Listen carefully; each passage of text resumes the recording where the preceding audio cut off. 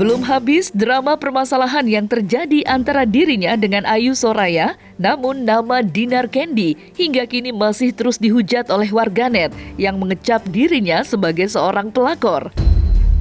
Meski begitu banyak komentar miring perihal hubungan terlarangnya dengan Koh Apex, Dinar nyatanya tak memperdulikan hal tersebut dan lebih memilih untuk tetap fokus dengan pekerjaannya sebagai seorang disc jockey.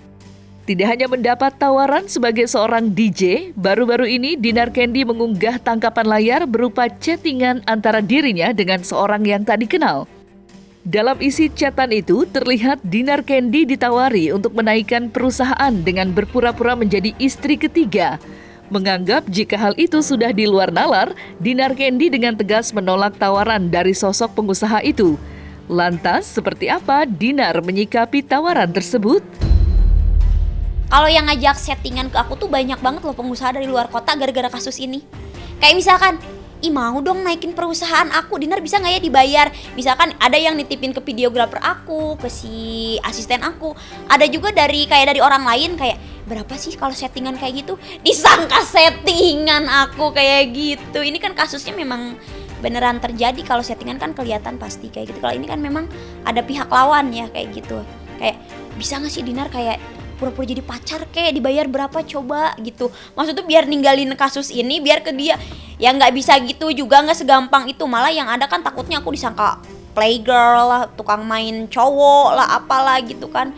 Kasus ini juga menurut aku sih udah berat buat aku gitu. Jadi aku nggak main-main kesana. Kalau mau ngasih kerjaan undang aku sebagai DJ atau sebagai apa gitu kesana, atau suruh nyanyi lah, bisa lah nyanyi dipaksain gitu kan. Kayak gitu. Tapi kalau buat settingan enggak lah, udah udah panas kuping aku, udah nggak kuat dengan bulian yang sekarang juga gitu. Aku nggak tahu ya, digiring opini gosip katanya aku dikasih sama pengusaha Jambi. Ini selain dari Apek ya. Aku memang ada teman pengusaha Jambi tapi dia pacarnya artis teman aku. Ya nggak harus disebutin kayak gitu.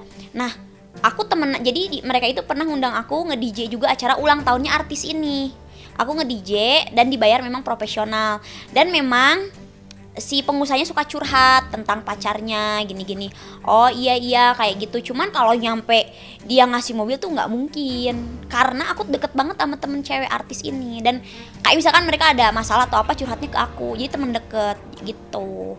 Aku ya maksudnya tuh kalau dalam segi bisnis kayak gitu memang bisnis itu harus siap rugi sih gitu. Tapi kalau memang nggak mau belajar bisnis, ya si uang dari show menurut aku beliin ke barang buat manjain diri gitu. Ada namanya Ibu Yuli, kita kolaborasi dulu, aku banyak banget sedan juga ada. Jadi kan itu adalah video 2021 apa 2002, itu kan masih ada sedannya.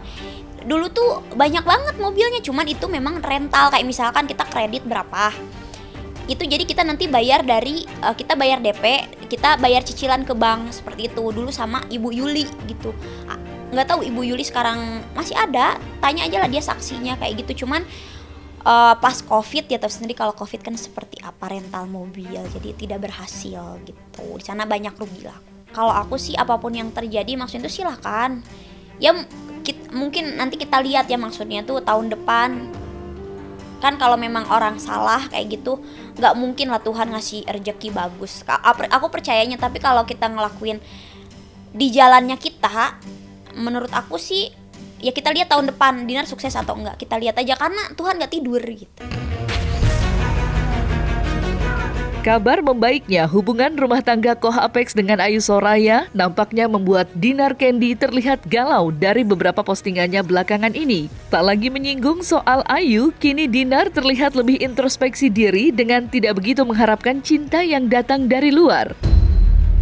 Jangan pernah mengharap cinta dari luar sana. Cintai diri sendiri udah paling benar. Rawat diri sendiri udah paling benar. Kita tidak tahu orang yang jauh di sana jahat seperti apa sama kita. Tapi ya sudahlah, yang sudah terjadi sudah. Silahkan kalian bully aku. Ujar Dinar lewat unggahannya. Lantas, apakah ini pertanda berakhirnya hubungan gelap yang dilakukan oleh Dinar Candy dengan Koh Apex? Aku terus-terusan dihujat, dan dihujatnya tuh kayak ada beberapa teman-teman selebgramnya, dan aku merasa kayak wah, gue nggak akan maafin sampai kiamat pun, karena maksud tuh ada beberapa statement poin yang dimana itu tidak benar, tidak aku lakukan kayak gitu. Yaitu banyak yang nggak aku lakukan, dia tuduhkan. Padahal kayak gini ya, contohnya kayak membuli dia masalah nafkah. Aku nggak sejauh itu, dan aku juga perlu kalian ketahui, kita harus jujur-jujuran di sini. Ya aku juga nggak dapat uang bulanan juga kayak gitu. Maksudnya kan ini kan orang-orang udah pikirnya tuh jauh banget kan. Sebenarnya jadi itu tuh kayak yang aku lihat menerka, dan jadi menerka-nerka terus dikatakan sebenarnya nggak boleh loh. Ini kan maksudnya tuh jatuhnya bisa pidana juga kayak gitu. Maksud aku dari kemarin juga aku kan diem karena kalau saling serang aku takut kena juga, maksudnya secara pencemaran nama baik dan segala macam kayak gitu. Tapi kalau menurut aku sih apa yang di podcast itu menurut aku 70%-nya itu aku nggak melakukan. Nama aku hancur nih kayak gini. Dan aku lagi banyak show loh, ini bahaya loh. Kayak aku aja kemarin lagi show di Cirebon, di DM-in, kayak misalkan si tempat shownya itu di DM-in emak-emak kamu kok mau sih ngundang Dinar kan pelakor, jangan dong ngundang Dinar gitu-gitu. Sampai segitunya. Cuman memang kalau di marketnya aku, di dunia per-DJ-an itu tidak ngaruh sama sekali. Karena kan kalau masa kita tuh crowdnya crowd party ya, maksudnya bukan crowd gosip gitu. Jadi mereka nggak ikut-ikutan sebenarnya. Kayak jadi kan aku ada lagi bikin usaha juga. Ada beberapa investor nge-cancel. Ini miliaran loh, beneran. Nge-cancel buat berinvest di usaha yang aku lagi jalanin. Dan itu nilainya miliaran rupiah. Terus aku kayak, oh ya udah, bukan jalannya. Akhirnya aku talangin dulu pakai duit pribadi yang harusnya itu dibeli sama investor tersebut kayak gitu. Akhirnya aku talangin dulu. Tapi aku ya udahlah, aku pasrahin dulu. Tapi ya aku tetap dalam usaha itu ya, tetap berjuang gitu. Aku nggak mundur dari usaha itu juga.